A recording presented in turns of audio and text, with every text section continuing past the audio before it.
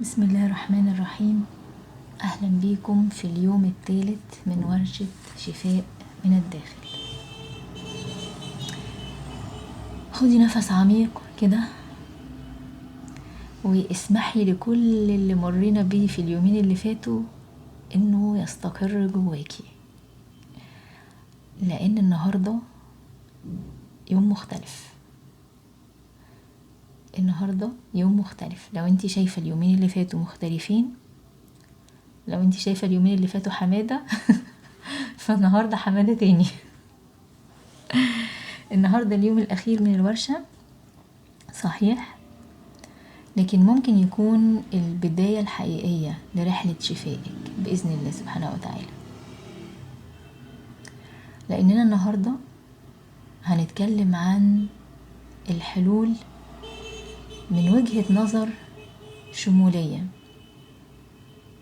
وجهة نظر غير مقيدة بالمنظور المحدود لفكرة الدواء السحري أو الحباية اللي أخدها تسكت جسمي وخلاص.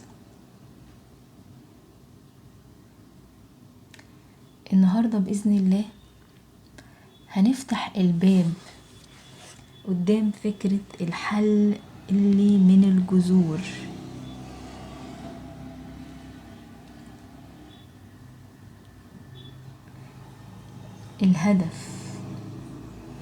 الهدف اللي علشانه بتتجلى المشكلة المرضية دي، أو اللي لو سميناها مرضية، أنا مش بسميها مرضية بس بقولها علشان ده التعبير الأقرب للأذهان. المشكلة الجسدية دي في جسمك أصلا، الهدف اللي عشانه هي بتتجلى، بتحصل، بتظهر. فك شفرة الرسالة اللي نفسك بتحاول توصلها لك عن طريق جسمك. الهدف اللي علشانه المشكلة الصحية دي موجودة في جسمك أصلا هو فك شفرة الرسالة اللي نفسك بتحاول توصلها لك عن طريق جسمك. هنتكلم النهاردة عن الحل اللي طالع من حكمة الجسد ونداء النفس تحت رعاية الروح. لو حاسة ان كلامي ده فلسفي شوية او نظري، فأنا أدعوكي ان انتي تستقبليه بقلبك مش بعقلك. خدي نفس عميق كده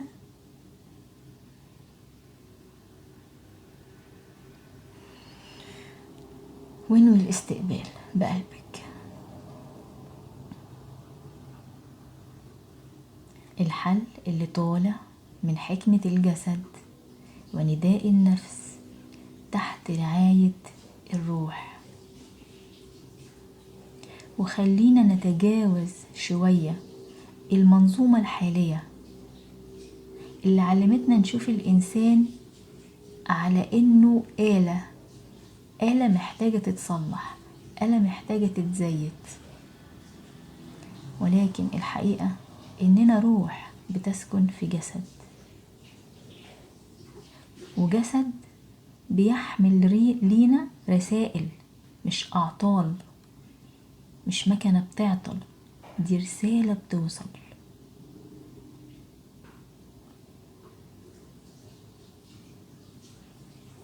خلينا نتجاوز شوية الحلول اللي أطلقتها وما زالت تطلقها آلة التسويق والصناعة الحديثة، اللي خلتنا ندور في نفس الساقية وبتستنزف فلوسنا وعمرنا وطاقتنا في وهم صنعناه احنا بإيدينا، أفكار اتملت بيها دماغتنا، رؤية معينة للحياة اتكررت علينا كتير قوي لحد ما بقيناش عارفين نشوف غيرها. نسينا أو ما بقيناش قادرين إننا نسمع صوتنا إحنا الخاص، صوت الآلة دي هو بس اللي بيتردد في ودنا ومحاصر عقولنا وتاعب قلوبنا وأجسامنا.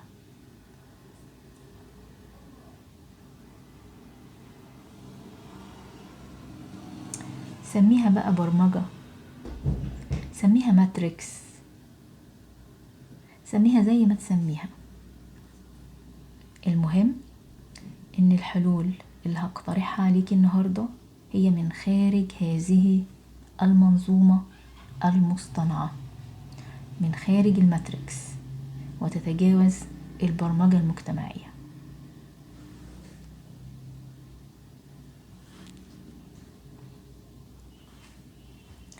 وفي آخر اليوم النهاردة إن شاء الله هعلن إطلاق برنامج مجدد، وهتعرفوا ليه بقول مجدد مش جديد. تمام؟ نطبق فيه مع بعض فكرة الحل أو الحلول اللي هنتكلم عنها النهاردة بإذن الله. فاستعدوا، وإن شاء الله يا رب الساعة اللي جاية تكون جميلة ومفيدة لكل الحاضرين. يلا بينا، حاولي تقعدي في مكان هادي وتكوني مركزة، تفصلي عن العالم وتعتبري ان الدقايق الجاية دي ليكي، بتاعتك انتي وبس. ويلا بينا نبدأ باستحضار النية. غمضي عينيكي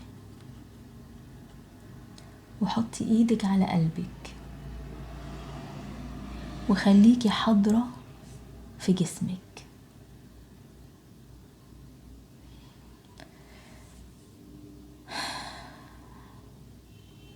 خدي نفس عميق من الأنف وزفير طويل من الفم.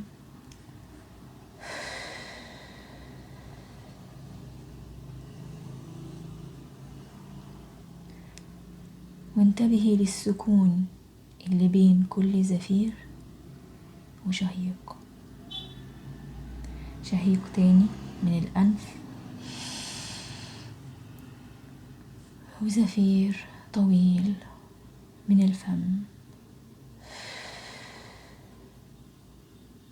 سكون، شهيق من الأنف وزفير من الفم. سكون.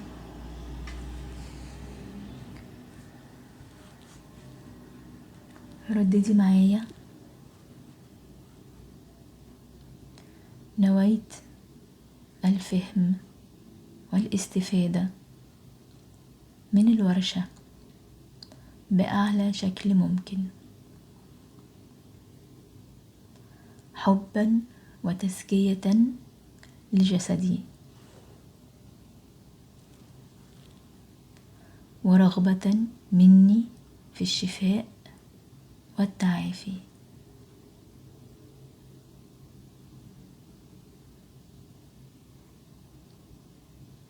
فاللهم يسر لي ذلك وأعني عليه، إنك سميع مجيب الدعاء. اللهم آمين يا رب العالمين.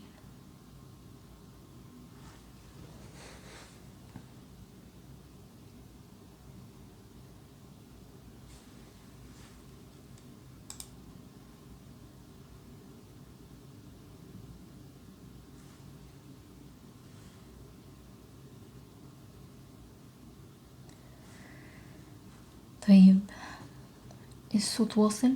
لأن في ناس بتقول إن ما عندهاش صوت. الصوت واصل؟ واصل. تمام.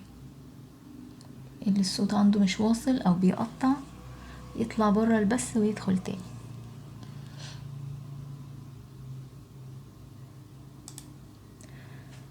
طيب، هنعمل مراجعة سريعة نفكر بيها نفسنا في اللي خلصناه اليومين اللي فاتوا، وده على فكرة ملخص لا يغني عن الحضور. يعني لو حد فاته يوم من اليومين اللي فاتوا أو اليومين اللي فاتوا كلهم، فنصيحتي المخلصة يسمع تسجيلهم، لأن مش الهدف إن انتي تعرفي المعلومة في ذاتها، إنما الهدف الأهم هو الوعي بيها، إن انتي تعيها، إنها تنور جواكي، إنها تبقى جزء منك يرشدك.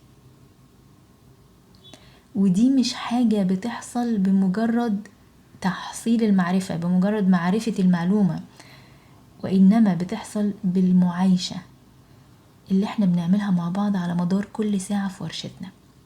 عشان كده ممكن تلاقي ناس كتير عارفة المعلومة بس مش قادرة تطبقها أو ما بتطبقهاش، لأن هي عارفة المعلومة على مستوى العقل بس، لكن ما نورتش جواها لسه، ما وصلتش للوعي، لسه ما بقتش جزء من السيستم بتاعها. الورشة هنا أو الأيام بتاعت الورشة هنا مصممة بالشكل اللي تخلي المعلومة تركز وتنزل تستقر في وعيك بهدوء وسلاسة، فتساعدك على التطبيق وتبقى جزء منك بعد كده. يعني أعتقد إن اللي حضروا الورشة اليومين اللي فاتوا وإن شاء الله بعد النهاردة كمان، وكانوا فعلا حاضرين مش مجرد مستمعين، يعني بينفذوا معايا ومركزين معايا بينصتوا، أعتقد انتي مش هتكوني نفس يعني بعد ما خرجتي، بعد ما خلصنا الورشة، مش انتي نفس الشخص اللي دخل. في حاجة اتغيرت جواكي ولو حتة بسيطة، في حاجة نورت جواكي، في حاجة بقت معاكي خلاص، بقت جزء منك، مش هتنسيها تاني او مش هتتخلي عنها بسهولة. فهنقول الملخص بس لا يغني عن الحضور. خليني بس اشوف الكومنتات واصل الصوت تمام. طيب اليوم الاول عرفنا ان الالتهاب هو مرحلة شفاء وترميم واصلاح في الجسد، وانه بيتحول لمزمن لو العملية دي اتقطعت في النص او اتكررت بشكل ارهق اجهزة الجسم. وبعد كده اتعرفنا في اليوم التاني على سببين كبار جدا هما اللي بيبدأوا شعلة الالتهاب المزمن، ويعني بيبدأوها بتكرارهم بيتحول لمزمن. هما ايه الشعلتين دول او السببين دول؟ حد فاكر؟ حد فاكر السببين الكبار اللي اتكلمنا عنهم امبارح؟ جميل، الاكل والافكار، حلوة قوي، رائع. الاكل المؤذي للامعاء بالذات، والافكار زي التوتر، الضغط النفسي. ويعني انا نسيت بس اقول لكم امبارح، بس انتوا قلتوا حاجه شبه كده في الكومنتات، يعني ممكن يبقى شعاري امبارح اللي هو ايه، كوني غزاله او كوني كالغزاله. خلي شعارك كده، اكتبي الشعار ده، حتى شاركوه دلوقتي على الكومنتات، اكتبوه كوني كالغزاله. عايزاها تبقى برنت كده او بصمه محفوره في ذهنك، تفكرك دايما لما يحصل اي موقف يستفزك او يوترك، افتكري الغزالة وقولي لنفسك كوني كالغزالة. ماشي، كوني كالغزالة. الغزالة رايقة، انا غزالة. حلوة. طيب خدي نفس، حسي بجسمك، انقلي تركيزك لجسمك، واسمحي للمعلومة انها تستقر جواكي.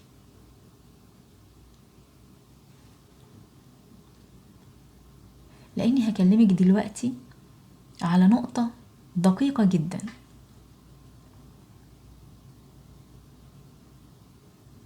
دلوقتي مثلا انا توترت وانتي توترتي وكورتيزولنا احنا الاتنين عالي، تمام لحد كده؟ ايه بقى اللي يخلي التوتر عندي أنا يسمع مثلا في مقاومة انسولين او سكر نوع تاني، وعندك يسمع مثلا في التهابات في القولون، او واحدة تانية يسمع عندها في المناعة فتظهر صدفية مثلا في الجلد، او واحدة رابعة في المناعة برضو بس تسمع في الغدة الدرقية، او في تصلب متعدد، او واحدة بقى معرفش 5 ولا 6 يسمع معاها في التهابات مفاصل او هشاشة عظام، او كل الاحتمالات المفتوحة دي بتاعة الامراض المزمنة. ليه الاختلاف ده بيحصل؟ حد عنده فكرة؟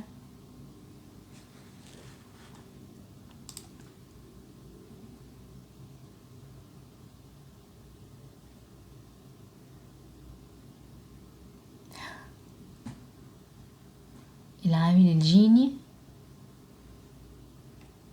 ايه كمان؟ اللي ما عندوش فكرة يقول ما عنديش.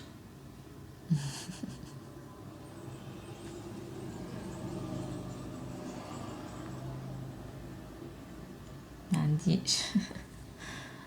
بيتارجت المكان الأضعف على حسب الجزء الضعيف وعنده استعداد للتأثر.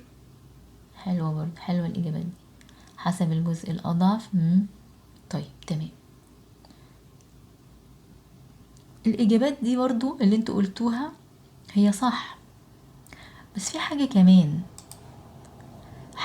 يعني بلاش حتى أقول إنها أصح، بس أقول هي جزء كبير قوي متمم للصورة، هي الجزء الأكبر كمان من الصورة. طيب السؤال بتاع ليه الاختلاف ده بيحصل، علوم الميتا هيلث جاوبتنا على السؤال الشيق ده، واكتشفت ايه بقى؟ اكتشفت ان كل شعور بتمر بيه في جزء معين من الدماغ بيتعامل مع الشعور ده، والجزء ده من الدماغ مربوط بعضو معين في جسمك.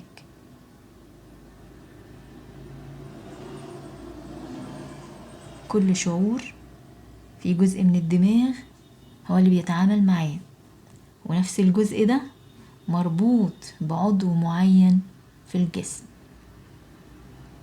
فلما الجزء ده من الدماغ يشيل الشعور المؤذي ده مرارا وتكرارا،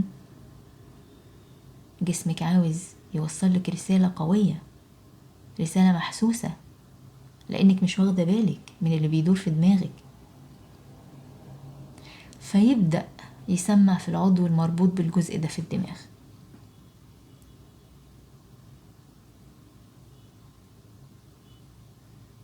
خدي نفس عميق وحسي بجسمك وهو بيستوعب المعلومة دي.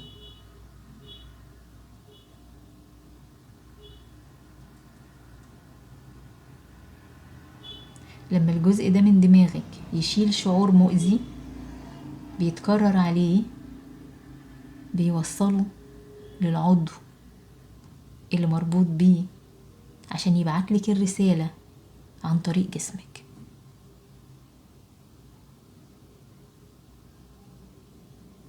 وصلت؟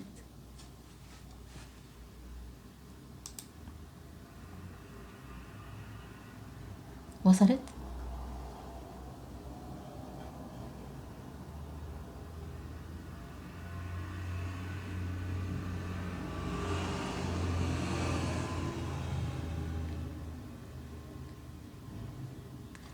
طيب تاني، كل شعور بنحس بيه في جزء معين في دماغنا هو اللي بيترجمه، هو اللي بيتعامل معاه، والجزء ده بيبقى مربوط او مسؤول عن عضو معين في الجسم.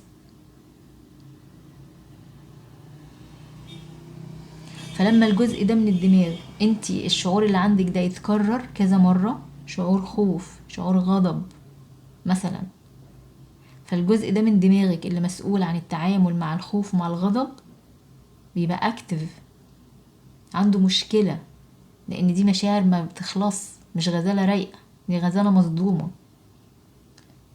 وانتي مش منتبهة ان ده بيدور في ذهنك، فيبدأ يسمع في العضو اللي مربوط بالجزء ده من دماغك في جسمك.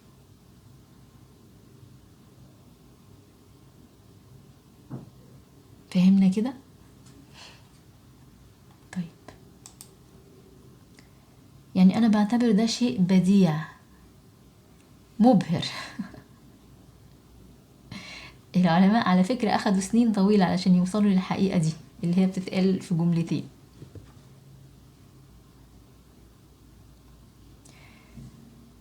خليني اقول لكم مثال. واحدة مثلا طول الوقت عايشة في وضع هي مش قابلاه،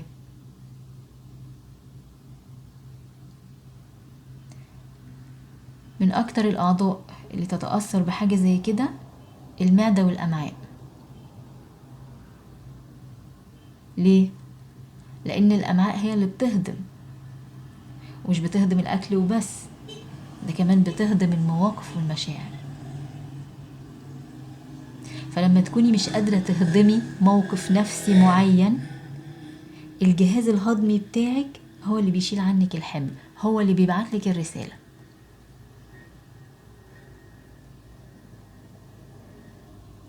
لو جواكي غضب مكتوم هيسمع في الكبد،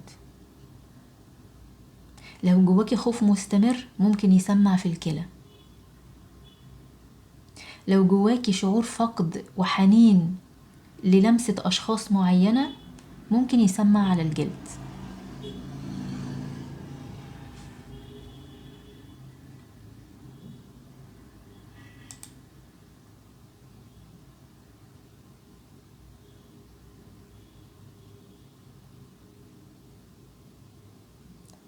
الأفكار السلبية هي منبع الألم. طبعا، واللي ما حضروش اليوم امبارح مش هيبقى اليوم، يعني هيحسوا بجاب شوية في الفهم، لان احنا امبارح اتكلمنا على النقطة التمهيدية اللي انا بقوله النهاردة. عشان كده جميل ان اللي يفوتوا حاجة من الورشة يسمعها بالترتيب.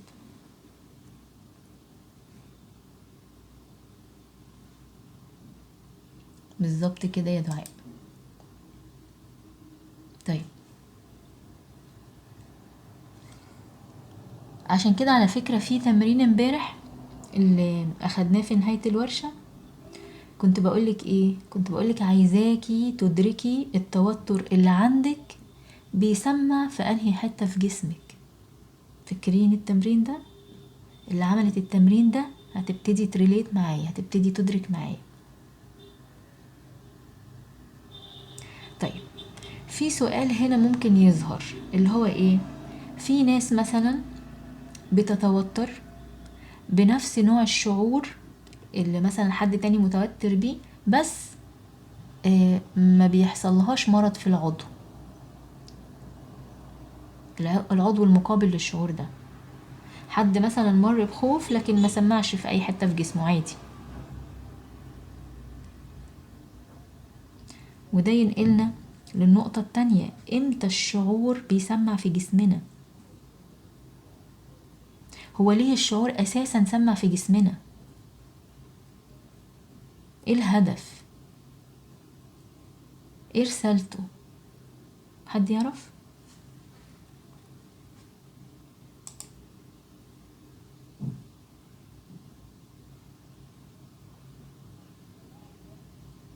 عشان ملقاش مخرج تاني ليه. لا، لا بيكتم او مش بتكون راضي عن احساسك بيه. تمام. ايه كمان؟ عشان نغير طريقة التعامل. جميل. ايه كمان؟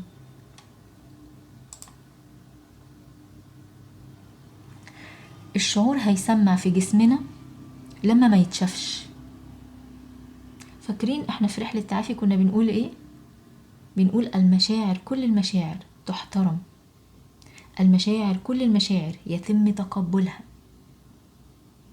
المشاعر لا تناقش، هو شعور جاي يتحس. لما المشاعر ما بتتشافش، لما تتكتم، لما تتكبت، لما يتم الغلوشة عليها، لما يتم تجاهلها أو التعتيم عليها، ساعتها بتضطر تظهر لك في مكان مادي ملموس في جسمك. ما ينفعش بقى تطنشيه، انت مطنشاها، مش واخده بالك، كتماها، مغلوشة عليها. هي سوفت وير دلوقتي يعني، عامله زي السوفت وير كده، زي برنامج شغال، وانتي يعني البرنامج عمال يديكي ايرور كتير ويديكي مشاكل كتير، وانتي ما راح ضارب لك الكمبيوتر بقى، قومي صلحي. هو ضرب لك الكمبيوتر ليه؟ هو بيعلن عن نفسه بصوت واضح مادي قوي ملموس. ليه؟ عشان يتسمع، محتاج يتسمع. بيقولك حليني، حل المشكلة دي.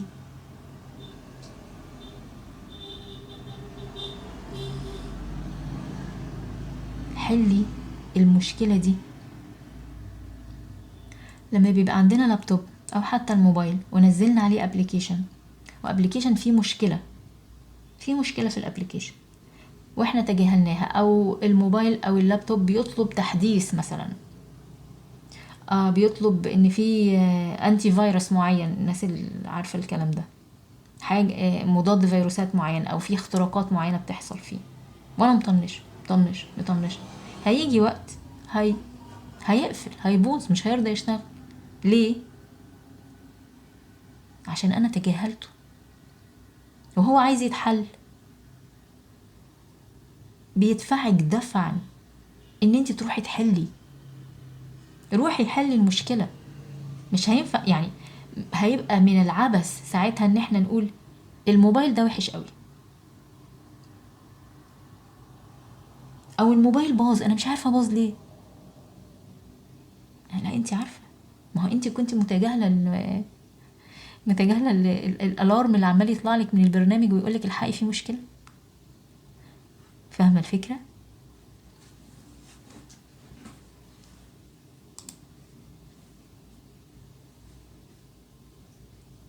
تنبيه لينا، رفضنا الشعور.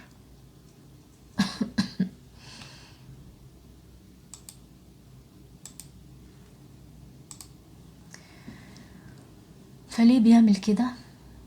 علشان نرجع بقى لينا احنا، مش لمثال الكمبيوتر او الموبايل.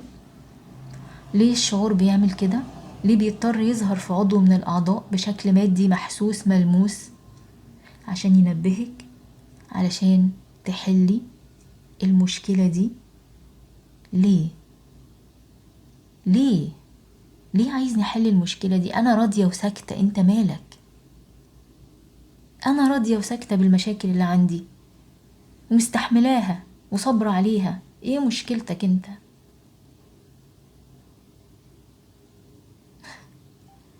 معايا في النقطة دي؟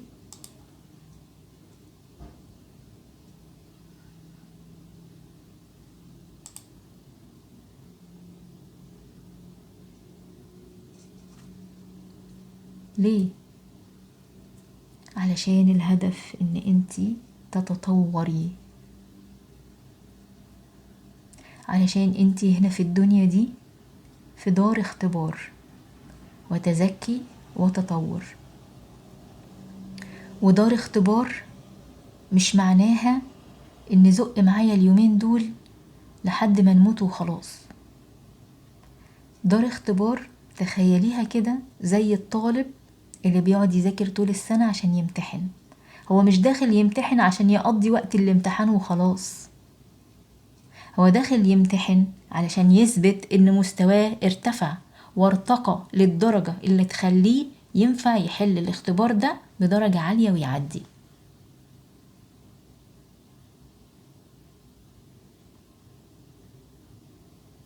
ليه؟ علشان يتطور، يطلع من كيجي يدخل ابتدائي، ومن ابتدائي يروح لإعدادي، ومن إعدادي يروح لثانوي، ويبقى قادر إنه يدخل الجامعة، وقادر إنه يحصل علم أكتر، وقادر إنه يرتقي أكتر، يفهم أكتر، يبقى منتج أكتر، يستخدم قدراته أكتر، يتطور، يتزكى. لكن لو حد قالك يا سيدي أنا راضية أبقى في كيجي، أنا راضية أبقى في كيجي، ابنك قالك كده، ماما ابنك عنده 20 سنة، ماما أنا مش عايز، أنا راضي إن أنا أبقى في كيجي، انتي مالك، ايه مشكلتك؟ هتسكتي له؟ مش هتسكتي له، ولله المثل الأعلى. ربك عايزك تتطوري وتتزكي عشان تليقي بالجنة الجميلة اللي هو محضرها لك. فكري فيها كده. مع كل اختبار بتمر بيه الهدف ان انتي تبقي احسن، الهدف ان انتي تتعلمي تكوني اقوى او اهدى او احكم او اصلب او انعم او مسؤولة اكتر، او تخففي مسؤوليات شوية، او مرنة اكتر. مطلوب تتوازني في الادوار اللي انتي بتمثليها او بتعيشيها او ممكن تكوني حاصرة نفسك فيها. مطلوب تتوازني،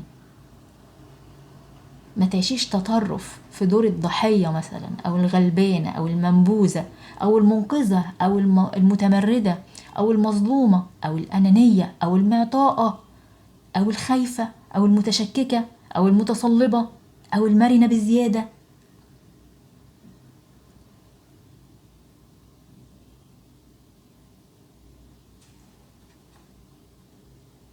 ايه رأيكم؟ ايه رأيكم في وجهة النظر دي؟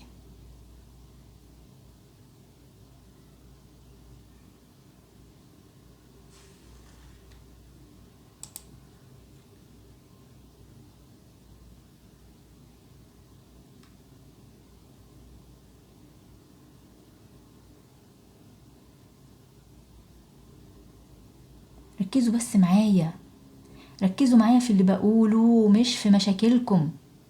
انا دلوقتي باخدك خطوة خطوة، بعليكي فوق المشكلة عشان تعرفي تشوفي الحل.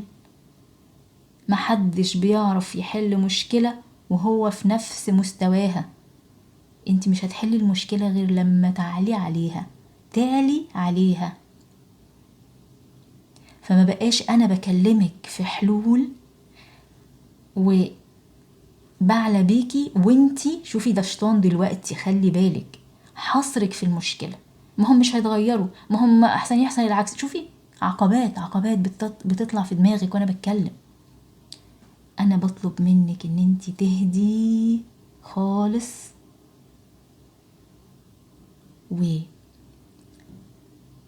وتتكلمي او تفكري من مكان امان،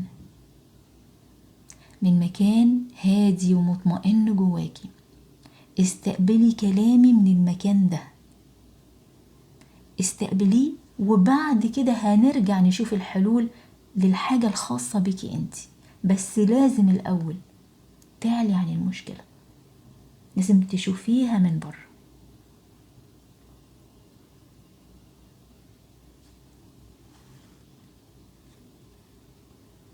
اي مشكلة، عشان تشيري كاتبة لما المشكلة تكون من الطفولة مش بيبقى بإيدك حاجة تعمليها. أي مشكلة انتي محطوطة فيها، ثقي تمام الثقة ان انتي معاكي أدوات حلها. ليه؟ لأن احنا مش متسابين في الدنيا دي، احنا لينا رب خالقنا وبيحبنا ومدينا الأدوات دي. هو مش جايبنا هنا نتعذب بمعنى العذاب مش التعذيب، او مش عارفه بقى الكلمه باللغه العربيه. مش جايبنا هنا نتعب، هو جايبنا هنا نتطور. الشيطان بيدخل يغمي عينينا عن الادوات اللي في ايدينا.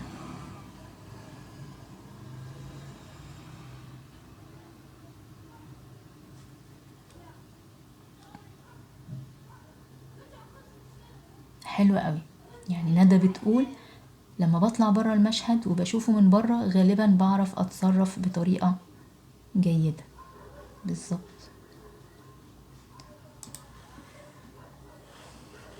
طيب، يعني انا لا يسعني الا ان اقول سبحان الله، يعني سبحانك ربي.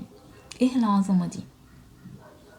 لما تطلعي برا النظرة المحدودة للمرض او الألم وتطيري كده لفوق وتشوفي الصورة الكلية، هتنبهري، والله هتنبهري. بس شوفيها من مكان هادي جواكي، مكان مستسلم مطمئن. لما هتشوفي الصورة دي هتحبي، هتسلمي وانتي مرتاحة ومطمنة لحكمة الحياة جواكي، الحكمة اللي ربنا سبحانه وتعالى خلقك بيها، خلقك بميكانيزمات تطور ذاتي مذهلة. لا يرضى ليكي بالقليل اللي انتي بترضيه لنفسك، بيزقك زي الأم اللي بتشجع طفلها، ذاكر يلا شاطر هتقدر. ايوه، طب يا ماما انا مش عارف ايه، لا شوف ممكن تعمل كذا. طب يا ماما انا خايف، اطمن انا معاك، انا في ظهرك. طب يا ماما ده فلان اشطر مني، ملكش دعوة بحد، ركز على نفسك. احنا كلنا بنقوم بالدور ده لولادنا، بس ناسين ان ربنا سبحانه وتعالى احن علينا من الام على والدها، واكرم الاكرمين. لو انت عندك كرم وعطاء لولادك واحد، فشوفي بقى ربنا عنده قد ايه. دي من صفاته. فازاي تشكي لحظة؟ ما تشكيش، ما تخليش الشيطان يسمح لك ان انت تمشي في المسار ده.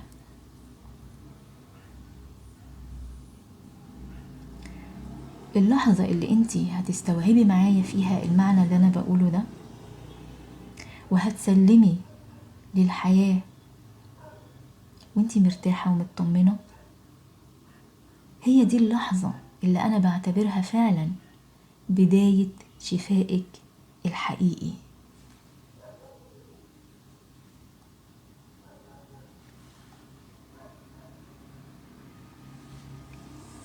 ايه رأيكم؟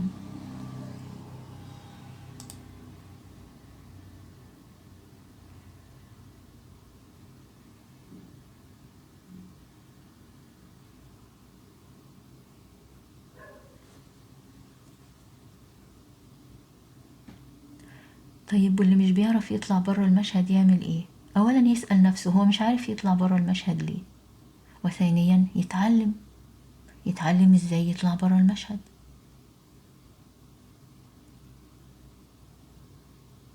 نفسي قوي اكون بالايجابية دي، بتيجي بالتعود والوعي والانتباه والتسليم. مش معنى كده ان مش هيبقى فيه في الحياة مشاكل، لا طبعا. ليه؟ لانها اختبارات، احنا هنفضل نختبر لحد ما نموت. والاختبارات حتى بالوعي اللي انا بتكلم فيه ده مش بتبقى ظريفة ولطيفة وبنضحك، مش شرط. ممكن اكون بعيط وبتألم، بس مش منهارة، بس مش مكسورة، بس مش مريضة. ممكن اكون متألمة لكن مش مريضة. فاهمين الفرق؟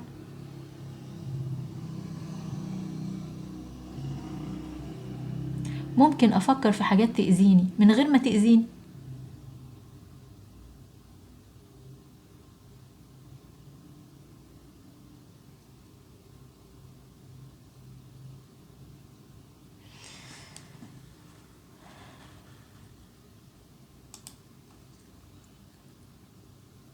طيب،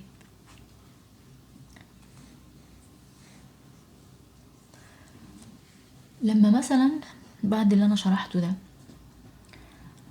واحدة مثلا تسأل أتعامل إزاي مع الضغط العالي، أتعامل إزاي مع الضغط العالي، هيتوصف ليها دواء ينزل الضغط، ده مستوى.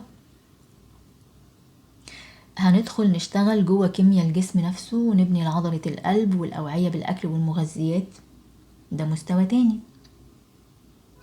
مستوى أعمق شوية. هندخل أكتر جوه النفس، نستكشف إيه السبب الشعوري اللي مسمع في الضغط، ده مستوى أعمق شوية، أعمق كتير الحقيقة. ولما هي تدرك رسالة الحياة ليها بتشاور لها على ايه، انها تتطور في ايه وتزكي ايه عن طريق الضغط ده، فده مستوى تاني خالص.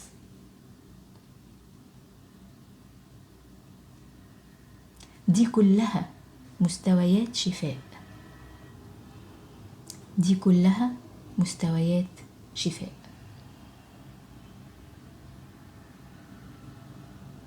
فسؤالي يبدو بسيط زي انا ضغطي عالي قوليلي اعمل ايه، هو مش بسيط ولا حاجة. انت عاوزة اجابة على انهي مستوى؟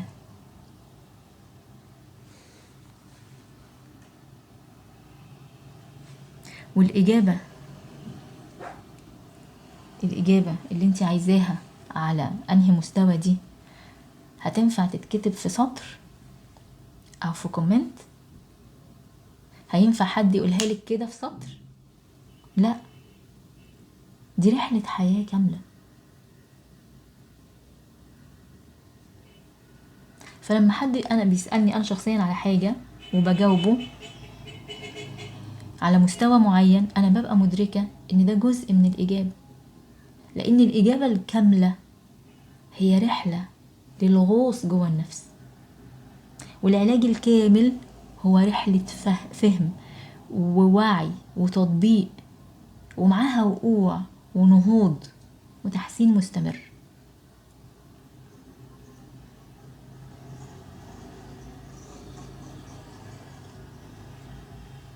ومش كل الستات على فكرة مستعدة للرحلة دي،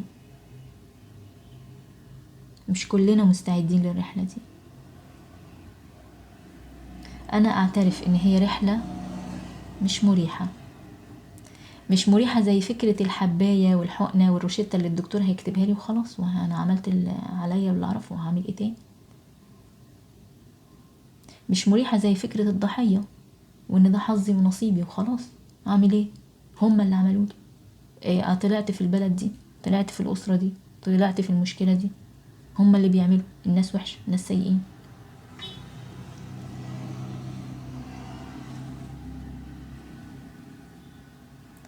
الرحلة دي مختلفة عن فكرة الحل السريع، مش مريحة زي فكرة الحل السريع، لكنها أعمق وأصدق وأجمل.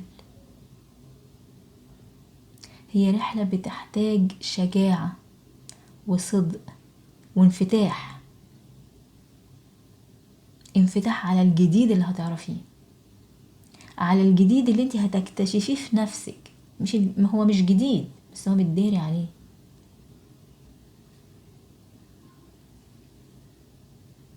محتاجة شجاعة اللي مدرك ان الدنيا دي هي معبر للآخرة، وان في حياة تانية مستنياه بناء على مدى شجاعته هنا. واحدة أخدت بالأسباب وسعت سعيها وهي مؤمنة، عملت الواجب اللي عليها.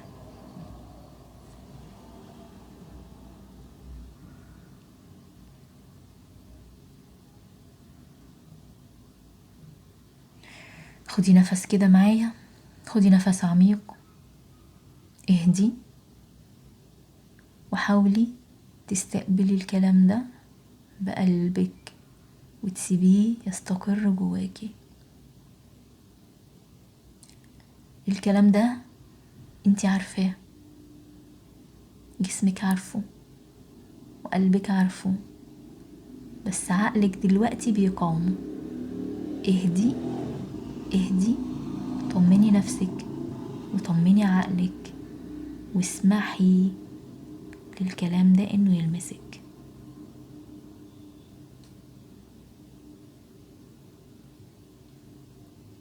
كلنا عارفين الحقيقة، جسمنا عارف الحقيقة وقلبنا عارف الحقيقة، هو بس متغلوش عليه، خايف مذعور، خايفة يكون الحل في ايدي ومعرفش، خايفة يكون الحل في ايدي واطلع ان انا اللي عملت ده كله في نفسي، مش هقدر استحمل كده.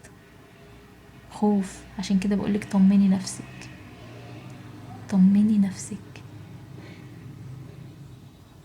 ايا كان اللي هتبدأي تستوعبيه وايا كان اللي هيطلع لك، ثقي تماما ان ده وقته الصح وانه ما كانش هيطلع لك قبل كده.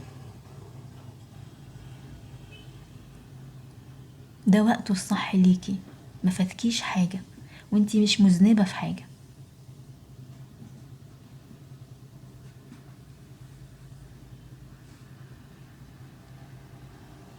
ده وقته الصح اللي ربنا جابك وجابني وحطينا دلوقتي مع بعض ويسر لينا ابليكيشن بنفتحه ونتكلم من عليه واحنا قاعدين في بيوتنا في كل حتة في العالم عشان يوصل لنا الكلام ده.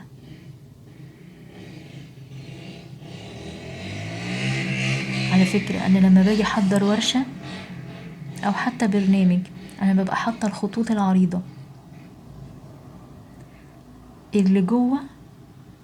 انا دايما بدعي ربنا ان هو يلهمني باللي هيطلع تحت التايتل الكبير ده بما ينفع الحضور في الورشة دي بالذات او في البرنامج ده بالذات.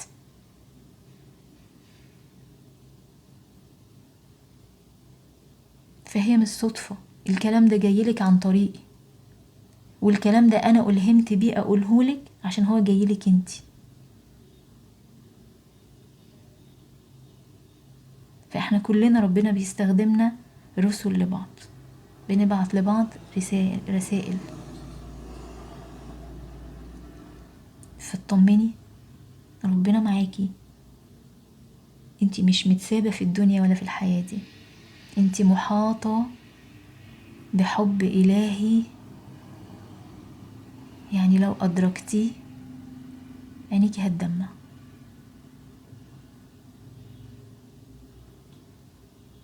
لو أدركتي مدى العناية الإلهية ليكي عينيكي هتدمع.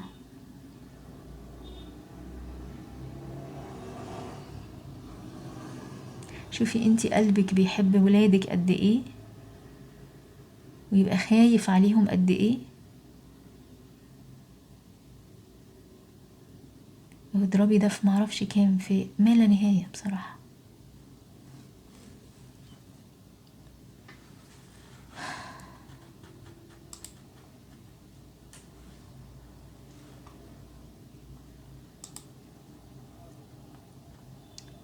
طيب نرجع تاني.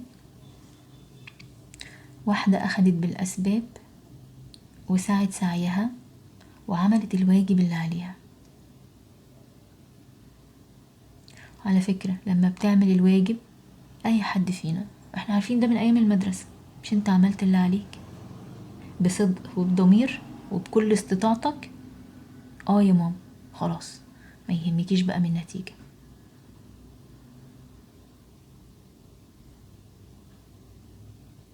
ما يهمكيش من النتيجة.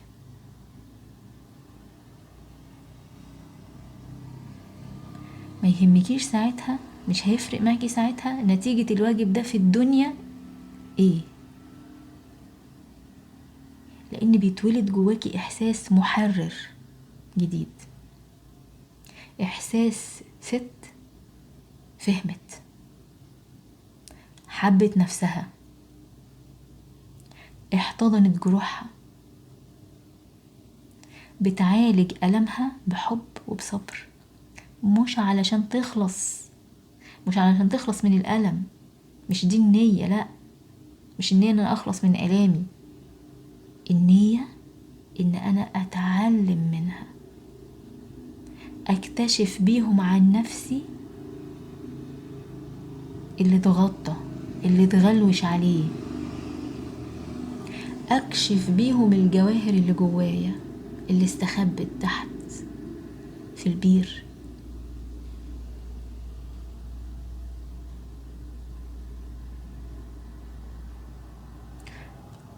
اعتقد بالكيفية اللي احنا شرحناها دي ادركتي معايا ولو بنسبة ان الألم اللي في الجسم هو معلم. يعني ايه؟ يعني الألم ساعتها او لما يوصلك الوعي ده او تبقي مقتنعة معايا بيه، هو بيعلمك عن نفسك، كشاف بيكشف اجزاء من نفسك مستخبية. هيبقى رسالة جاية تقولك حاجة. كل اللي عليكي ساعتها هيبقى ان انتي تقري الرسالة وتستوعبيها وتبدأي تنفذي. مش ان انتي تمسحي الرسالة، مش ان انتي تقطعيها، مش ان انتي تخفيها، لا، ان انتي تقريها عشان تفهميها. تخيلي حد جايلك برسالة، يخبط على الباب بيديك رسالة، فقمت انتي مقطعة الرسالة وطاردة الرسول. هي الرسالة كانت جايالك، يعني كانت جاية مثلا بتقولك الحقوا البيت بتاعكم مثلا هيحصل فيه قطع نور الساعة كذا، فمثلا خلوا بالكم. فقطعتيها انتي وطردتي الراجل، فالنور اتقطع. ايه ده؟ النور اتقطع؟ انا كنت جاية اقولك وانتي اخترتي ما تسمعينيش، ما تشوفينيش، او ما كنتيش واعية بده. انتي دلوقتي بقيتي واعية بده.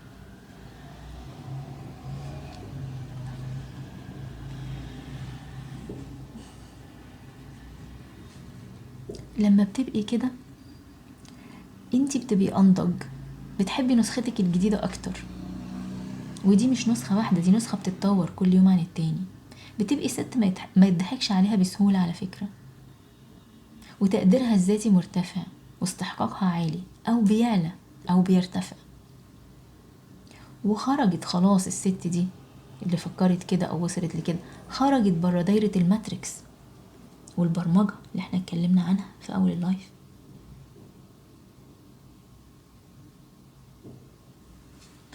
اغلب الستات او السيدات اللي مسجلين معايا في الورشة هنا هم يعني يا في الاربعينات يا داخلين على الاربعينات او فوق كده.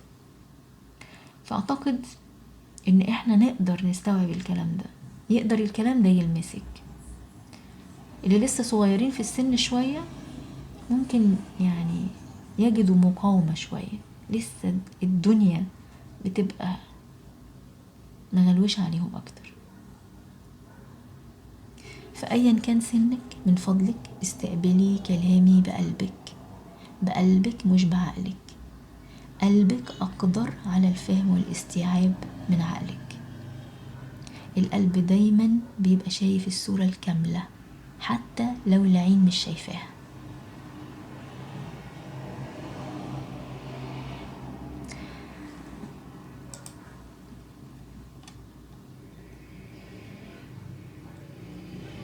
طيب اسمحي لنفسك دلوقتي ان انت تستقبلي اللي جاي، اللي هقوله ده بقلب مفتوح. خدي نفس عميق كمان مرة.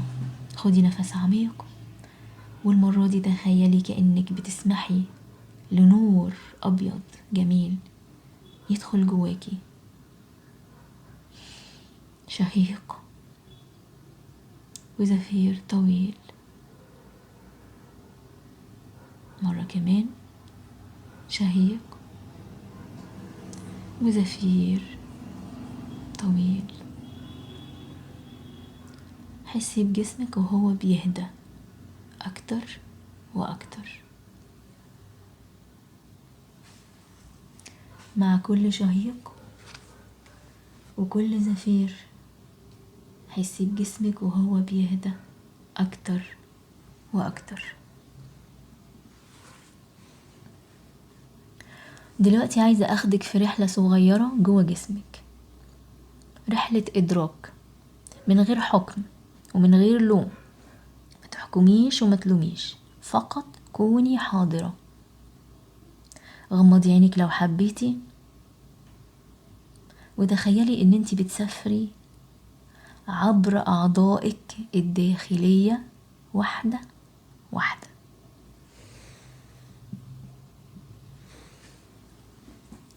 ابدأي بالكبد، المكان اللي بيخزن الغضب اللي ما تعبرش عنه، واسأليه بهدوء: هل في مشاعر محتاجة تتحرر؟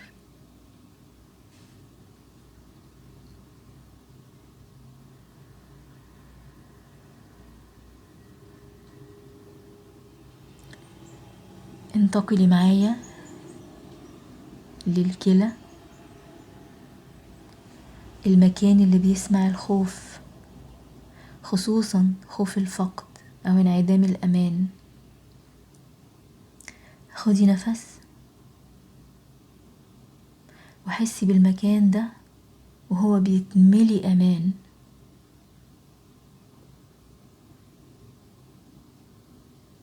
وقولي في سرك: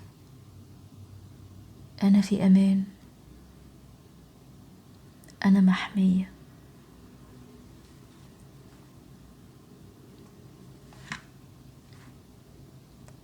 امشي معايا من الكلى وابدأي روحي عند القولون، العضو اللي بيحمل كل ما لم يترك خلفنا. كل ما تمسكتي بيه بشكل زائد، كل حاجة تمسكتي بيها بشكل زائد، الندم أو الماضي اللي مش راضي يروح،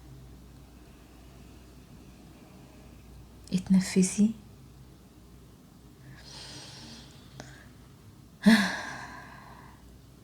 واسمحي ليه انه يسيب اللي مش لازمه، يتخلص من الذي لا يخدمه ولا يخدمك.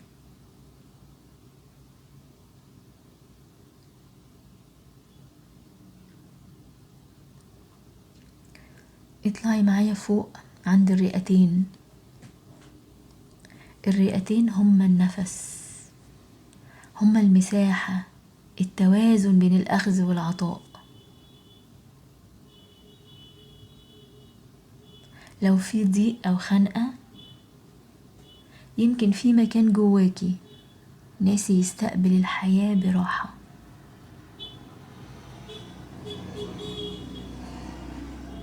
خدي شهيق عميق، املي الرئتين بالهواء، واعملي زفير بطيء.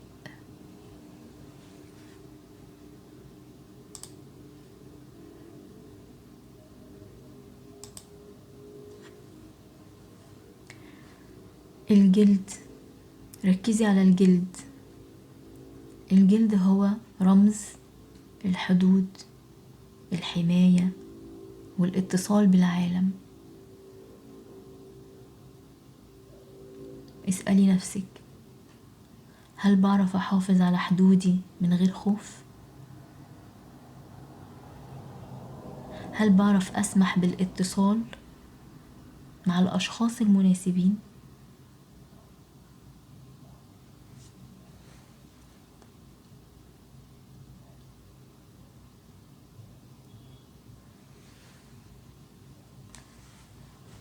خدي نفس عميق، اشكري جسمك واشكري نفسك على الرحلة دي،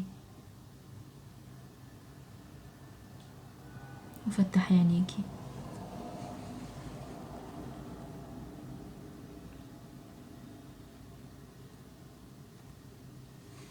كل عضو من دول ليه رسائل، لو سمعتيها بتبدأي رحلة شفاء حقيقية،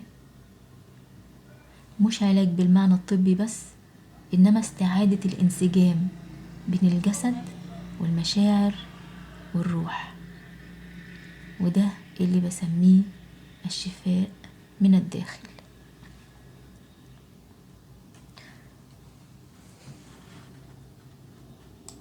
ايه الأخبار؟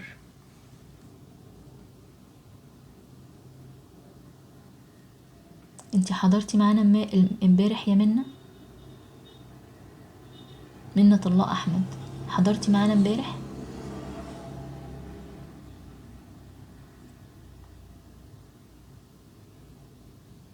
ايه الأخبار؟ انتوا نمتوا ولا ايه؟ انتوا فين؟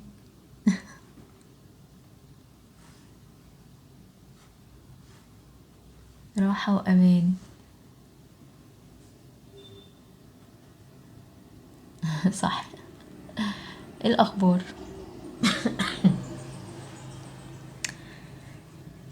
هدوء وسكينة، سكون، منصتين. طيب يا هجاوب. حاسة بقشعريرة حلوة قوي. سلام وهدوء. أحسن. أعضاء الداخلية بتبصلي بغضب وتدور وشها. صلحيها، صلحيها يا رحاب. طبطبي عليها وحبيها. اثبتلها ان انتي مش هتسيبيها تاني. ممكن تكون زعلانة منك، اثبتلها ان انتي هتفضلي في ظهرها ومعاها. طيب بتسأل انا كده اتلخبطت، هو المشكلة اللي عندي مشكلة تتحل بالاكل بالتغذية ولا مشكلة نفسية؟ طيب يا مش احنا قلنا امبارح ان في محفزين كبار جدا لإشعال شرارة الالتهابات المزمنة ومن ثم الأمراض المزمنة. والاتنين دول، الشعلتين دول كانوا ايه؟ واحدة فيهم الأكل والتانية ايه؟ العامل النفسي. تمام؟ فالاتنين. وقلت طبقات الحل، احنا ممكن نحل على مستوى الأكل والمشكلة فعلا هتتحل بإذن الله.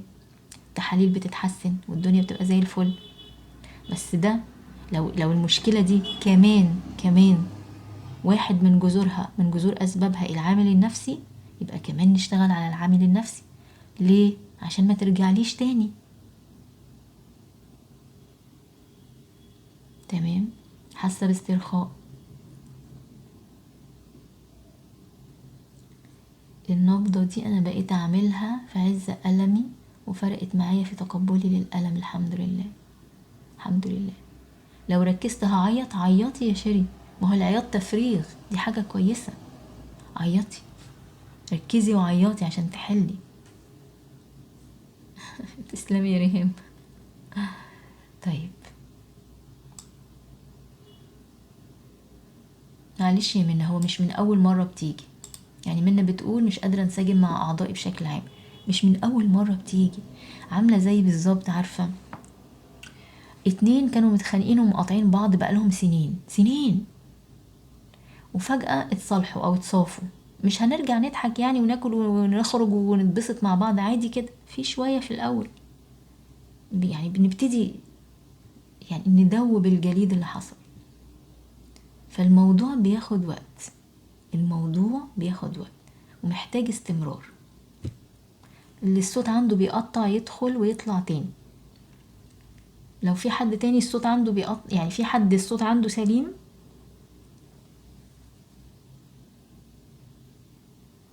الصوت سليم يا جماعة، يعني الناس اللي وصل لها الصوت كويس يقولوا لي الصوت تمام.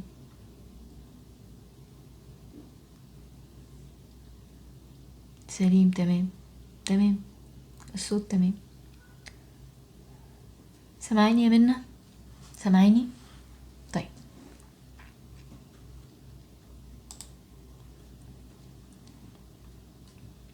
لما تسمعي الرسائل دي وتفهميها،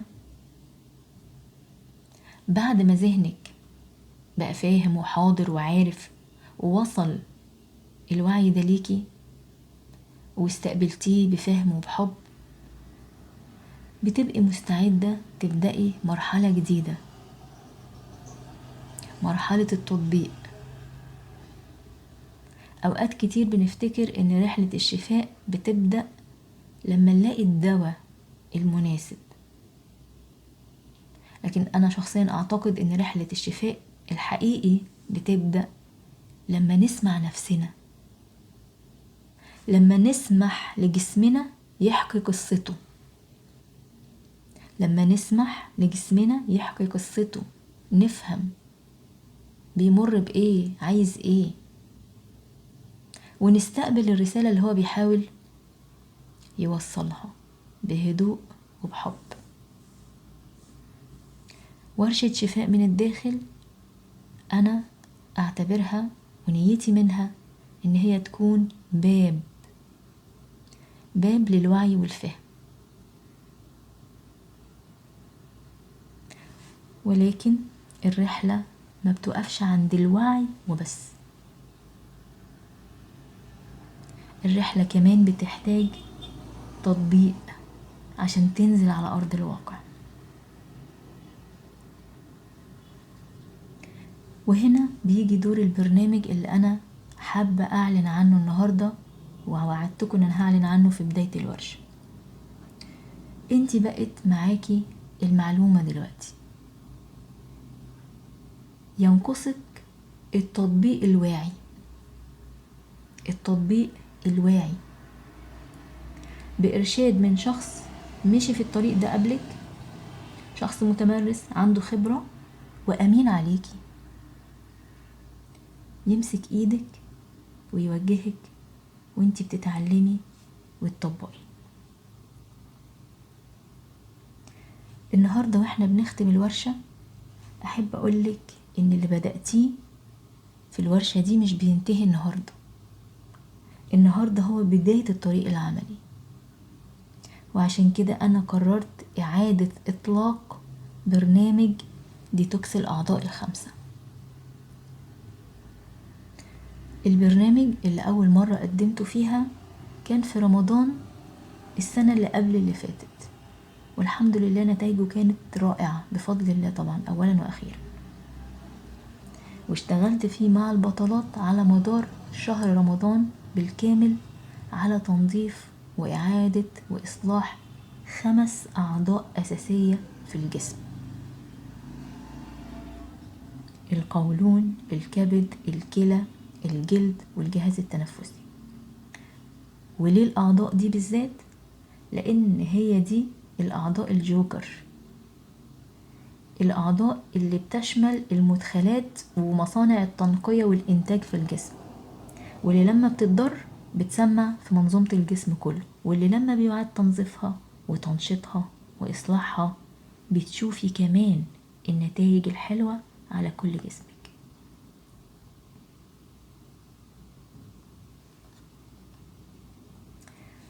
اشتغلت كمان معاهم على الأعضاء دي، وفي الجزء الافتتاحي من البرنامج اشتغلنا على الالتهابات بشكل مكثف جدا، التعافي من الالتهابات، ننظف الالتهابات.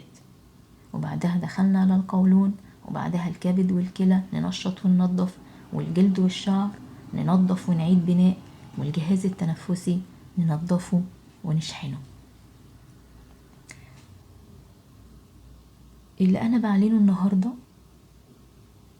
6 أسابيع من التطبيق العملي والمتابعة معايا أونلاين على جروب خاص بالمشتركات في برنامج ديتوكس الأعضاء الخمسة، ولكن بشكل مجدد. يعني إيه بقى مجدد؟ عشان كده أنا قلت هو مجدد مش جديد، لأن البرنامج اللي أنا قدمته في رمضان قبل اللي فات كنت بقدم فيه الحل التغذوي بس، الحل التغذوي بس، كنت بشتغل على مستوى الغذاء بس،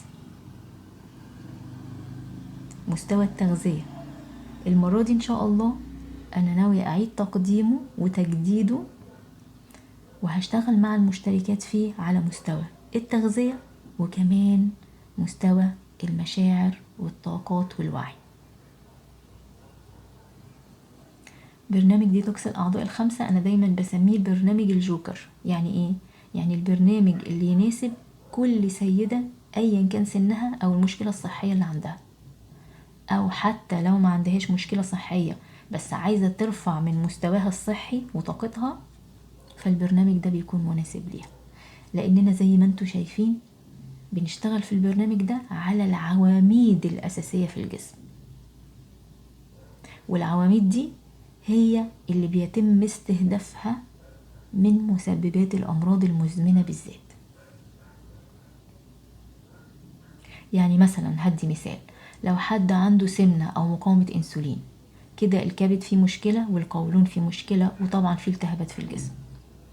اللي عندها مرض مناعي يبقى أكيد فيه التهابات، وأكيد القولون فيه مشكلة ومسمع في باقي الجسم. اللي عندها تكيسات مبايض نفس الكلام، التهابات كبد قولون. اللي عندها غدة درقية التهابات قولون. اللي عندها أزمات تنفسية التهاب وقولون وجهاز تنفسي. ضعف الطاقة والهمدان التهابات وكبد تعبان. فخلي بالك، انا بقولك على فكرة الاسباب الجوهرية اللي ممكن ما تكونش ظهرت في التحاليل في رنجات الطب الدوائي. انا بجيبلك من الاخر. الناس اللي عندها مثلا غدة درقية وبيقعدوا يعني يعيشوا مأساة مع الدكاترة، هو انت لو ظبطتي قولونك والتهابات جسمك بيبدأ الشفاء يحصل. فلو جسمك فيه مشكلة صحية يبقى يلا مع بعض نشيك على الأعضاء الخمسة دول ونعيد ليهم التوازن من تاني. ومع إدخال الجزء النفسي في البرنامج المرة دي احنا كده بنقفل الدايرة وبنعلي احتمالات الشفاء، وبناخد بفضل الله سبحانه وتعالى بكل الأسباب اللي أراد لينا ربنا إننا نعرفها ونشتغل عليها.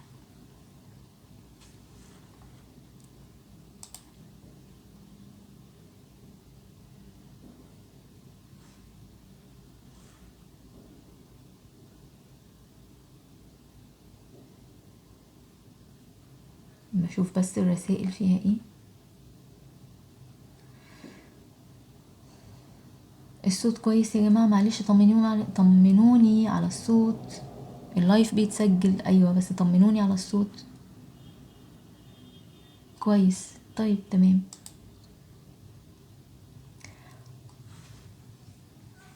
إيه الجدول الزمني للبرنامج اللي بيسأل؟ هيبدأ في 15 أكتوبر إن شاء الله. هنقعد مع بعض فيه شهر ونص، 6 أسابيع، يعني هنخلصه على بداية السنة الجديدة، يعني إن شاء الله 30/12 نبقى مخلصين. ونيتي إن احنا ندخل السنة الجديدة وإحنا نسخ أفضل وأكثر صحة ووعي ومعرفة ونضج من نسختنا الحالية بإذن الله. طيب، الهدية اللي وعدت بيها كل اللي حضر معانا الورشة هنا وكمل للآخر هي خصم خاص جدا على الاشتراك في برنامج ديتوكس. لأن اللي حضرت هنا ومشيت معايا في الرحلة دي وحصل ليها الوعي ده وبقى عندها الاستعداد ده، أنا أحب جدا وأرحب بيها ويسعدني إن أشتغل معاها وإن نكمل الرحلة مع بعض، رحلة الوعي والصحة، ويمر ليها إن شاء الله بفضل الله وبإذنه من خلالي ما شاء الله سبحانه وتعالى أن تستقبله وينفعها بيه، وإني أكون جزء من رحلتها وتكون هي كمان جزء من رحلتي في الحياة. فعشان كده أنا بهديها بخصم خاص ليها هي بس. فلو انتي الشخص ده وحابة نكون مع بعض في الرحلة دي وحابة أكون أنا مرشدتك في الرحلة دي، فأهلا بيكي معايا. عشان تشتركي بالخصم تواصلي مع الفريق، هحط لكم الرابط بتاعه، أو تواصلي على الخاص هيردوا عليكي على طول، وقولي لهم ايه كلمة السر لان يعني علشان بس يبقوا عارفين ان انتي من المميزات اللي حضروا الورشة للآخر واللي ليهم خصم خاص. يعني هتقولي لهم عايزة اشترك في برنامج ديتوكس الأعضاء الخمسة، وتقولي لهم بعدها كلمة السر. كلمة السر دي هتعرفهم ان انتي حضرتي الورشة كاملة وليكي الخصم.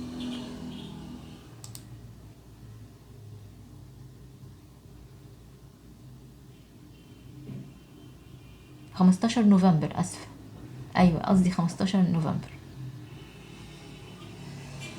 طيب ايه بقى كلمة السر؟ حلو يا نهى. ايوه كلمة السر الغزالة رايقة احنا يعني انا في العادي دايما لما بحب اعمل كلمة سر بخلي بنعملها مع بعض يعني. كلمة السر الغزالة رايقة. حلو كده. تمام، ايوه الغزالة دي، اي غزالة كده تمام. طيب خليني لسه هكمل. طيب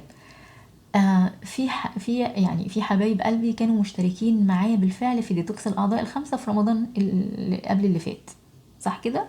طيب لو انتوا عايزين يعني تاخدوا الابجريد الجديد ده وتبقوا معانا لايف في الرحلة دي، يعني انتوا كمان هيبقى لكم خصم زيادة عن الغزالة رايقة، بس يعني قولوا لهم ان احنا كنا مشتركين في ديتوكس اللي فات. تمام. طيب في بقى كمان هدية خاصة جدا للمشتركات اللي هيحطوا طاقة معانا ويكتبوا كومنت على بوست الفيسبوك. بوست الفيسبوك مش هنا، بوست الفيسبوك، يعبر عن رأيهم في الورشة بعد اليوم الثالث. الهدية هتبقى ليهم تسجيل خاص جدا مني بجلسة تأملية شفائية ترفع الوعي وتساعدهم يسمعوا صوت جسمهم بشكل أوضح في كل مرة بيكرروها، وترجع الصلة بينهم وبين جسمهم مرة عن مرة. هتاخدي الهدية دي ازاي؟ بان انتي تعلقي على البوست اللي على الفيسبوك اللي انا بحط الرابط بتاعه بعد اللايف، واوتوماتيك هيوصلك الهدية على الرسائل. مش فاهمة فين السؤال، انا معاكم لأي اسئلة. شكرا كتير. طبعا طبعا يا نودة. الغزالة رايقة هتبعتوها للفريق، هتبعتوها على الخاص لدينا، هحطلكوا الرابط بتاعها.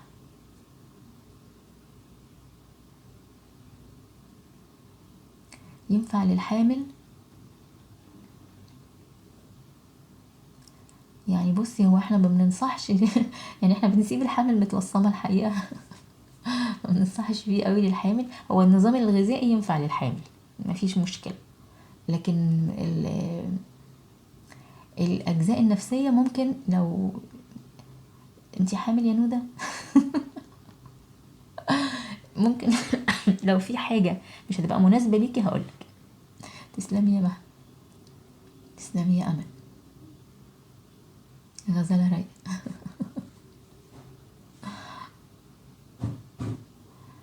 مصير ايه يا ريهام؟ هما ايه اللي مصيرهم ايه؟ لو في اي سؤال عندكم بقى يعني في الورشة او whatever اسألوني، انا معاكم.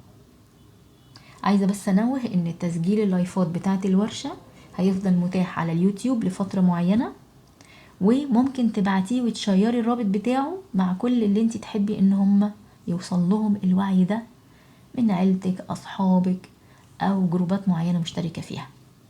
بس قبل ما تشيري اقفي بس كده نص دقيقة واستحضري نية النفع، استحضري نية نشر النفع والاستفادة من قلبك علشان تاخدي معايا الثواب ان شاء الله كاملا بإذن الله. طيب انا عايزة نعمل مع بعض تأمل في الختام، فقولولي كل اسئلتكم تمام علشان ندخل بقى في التأمل ان شاء الله يا ميساء بإذن الله يبقى ميسر.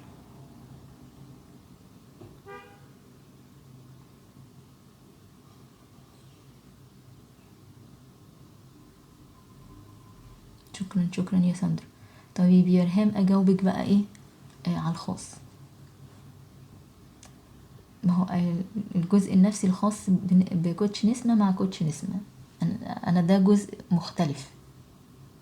تمام. طيب يلا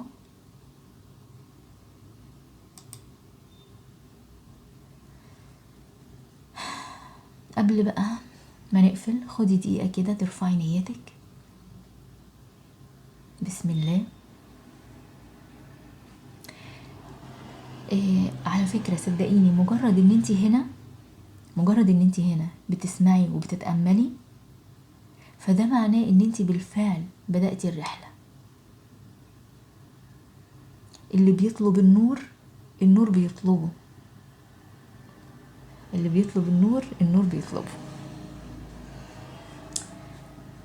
يلا اقعدي معايا كده، غمضي عينيكي، تنفسي بهدوء.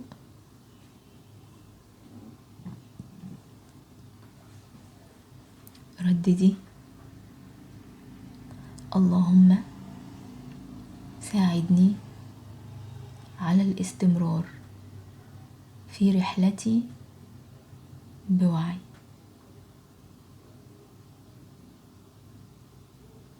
وأن أسمع صوت جسدي وأفهم رسائله.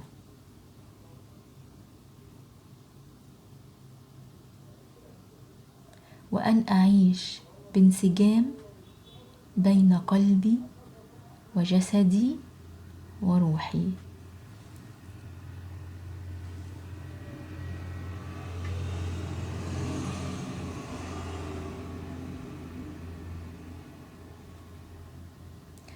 شهيق وزفير طويل.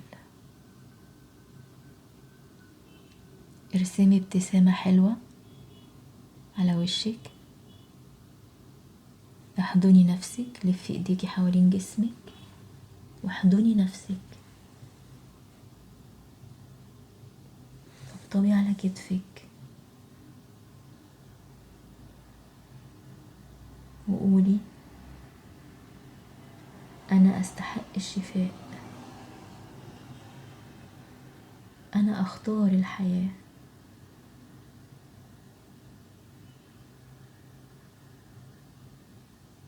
تاني احضني نفسك، طبطبي على كتفك. لو في دموع عايزة تنزل سيبيها تنزل، سيبيها تنزل.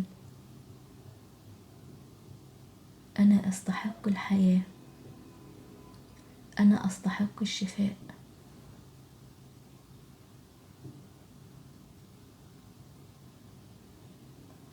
أنا أستحق الحياة. أنا أختار الشفاء.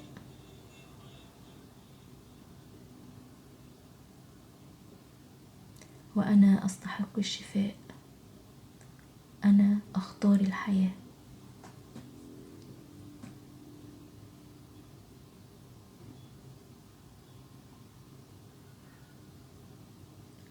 خدي نفس عميق وزفير طويل. لو حسيتي ان الورشة دي لمستك وفتحت باب جواكي فاستمري، استمري، الطريق مش بينتهي هنا.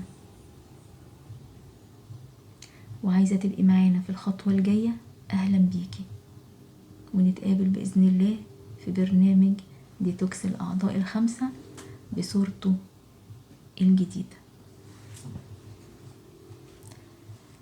شكرا لكم، نورتوني، وشكرا لوجودكم اللي خلى الورشة دي تحصل. وأنا سعيدة بكل روح كانت معايا في الورشة دي، وسعيدة إن ربنا سبحانه وتعالى اختارنا وجمعنا لسبب لا يعلمه إلا هو. وأتمنى للجميع، جميع الحضور وجميع اللي بيسمعوني أو بيسمعوا التسجيل، أتمنى ليكم من كل قلبي كل الشفاء وكل الصحة وكل العافية والسعادة في الحياة وفي الآخرة يا رب، وأراكم دايما بكل خير.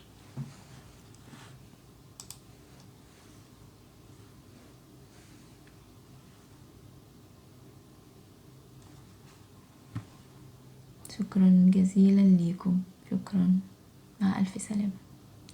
أراكم في برامج وورش قريبا بإذن الله. مع السلامة.